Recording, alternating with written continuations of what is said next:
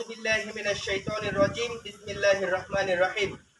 মুসলিম উম্মার অন্যতম আনন্দের দিন হচ্ছে আজকের ঈদুল আজহা।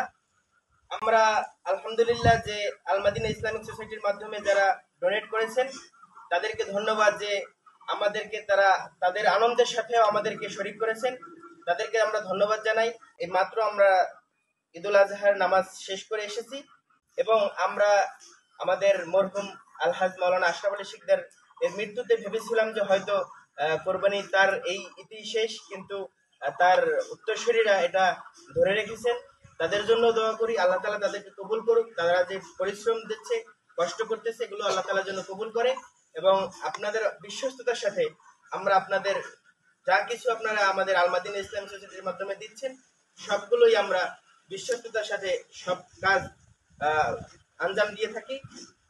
আমাদের কার্যক্রম ধীরে ধীরে আমরা আজকে সারাদিনের কার্যক্রম দেখাবো ইনশাআল্লাহ। আসসালামু আলাইকুম ওয়া রাহমাতুল্লাহ।